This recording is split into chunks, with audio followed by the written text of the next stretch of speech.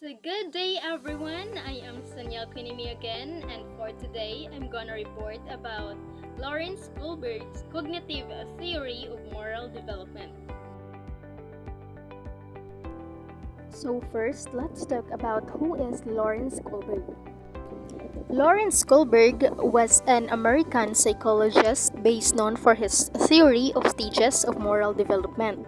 He served as a professor in the psychology department at the University of Chicago and at the Graduate School of Education at Harvard University.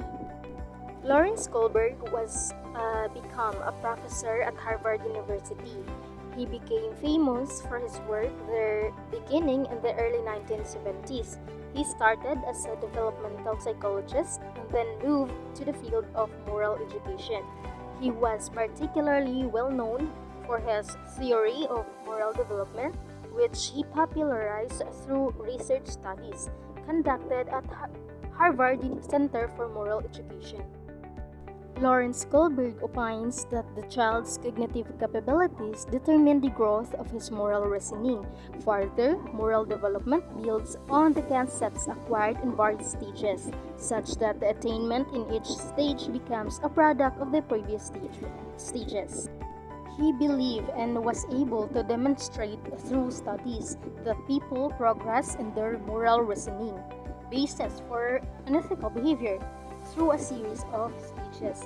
He believed that there were 6 identifiable stages which could be more generally classified into 3 levels, and these 3 levels has 2 distinctive stages. Kohlberg experimented in this theory by interviewing boys to 10 to 16.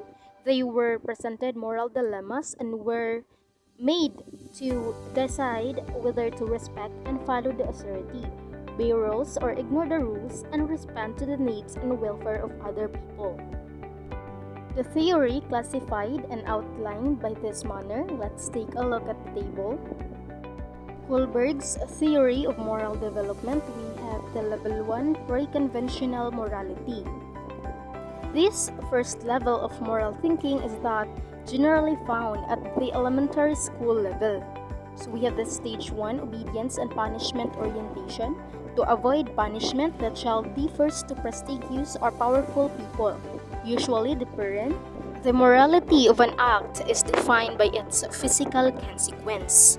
In the first stage of this level, people behave according to socially acceptable norms because they are told to do so by some authority figure, for example, parent or our teacher. So this obedience is compelled by the threat or application of a punishment.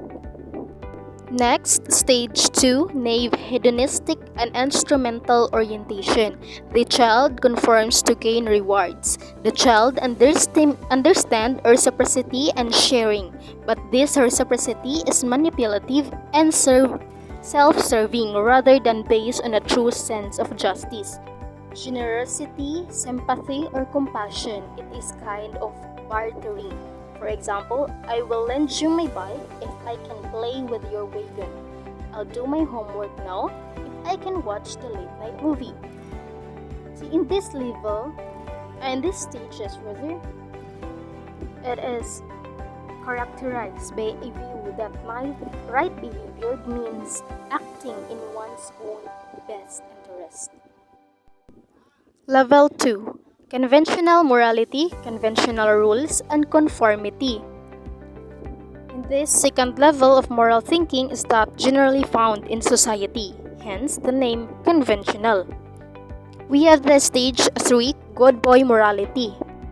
The childhood behavior is designed to maintain approval and good relations with others.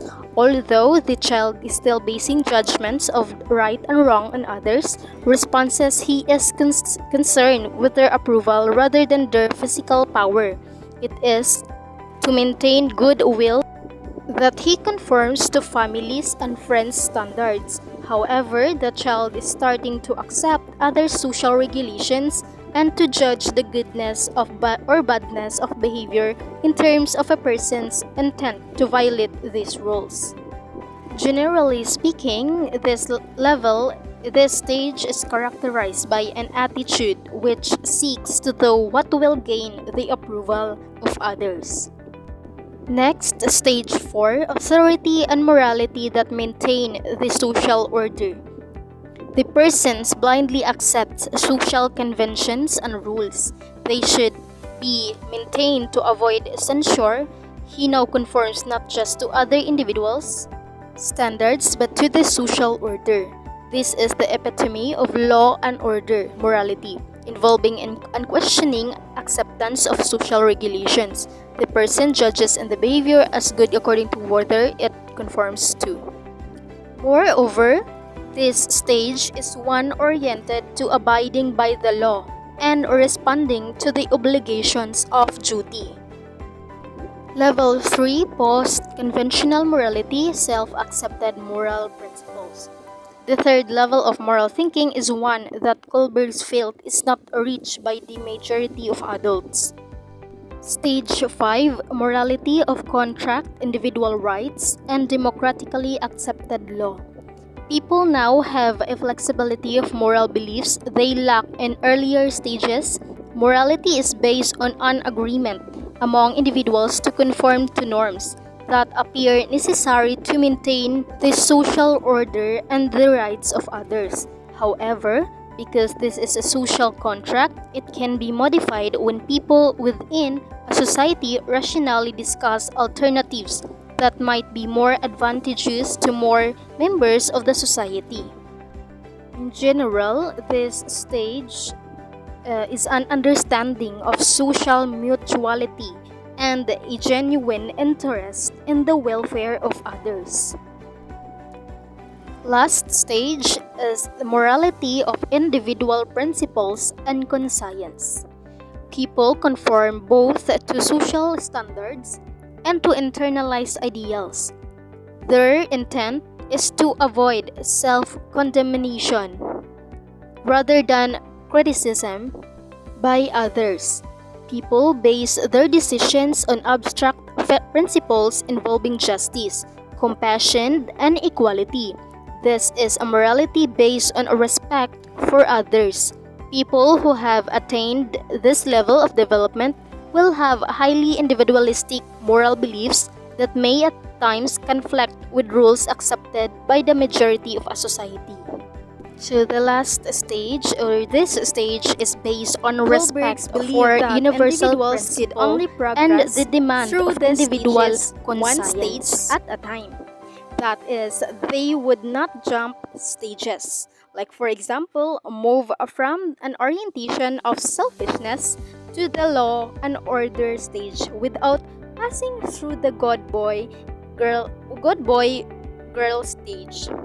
So Kohlbergs believe, as did Piaget, that most moral development occurs through social interaction. And that's all for Cognitive Theory of Moral Development by Kohlbergs. Thank you for listening, and God bless us all.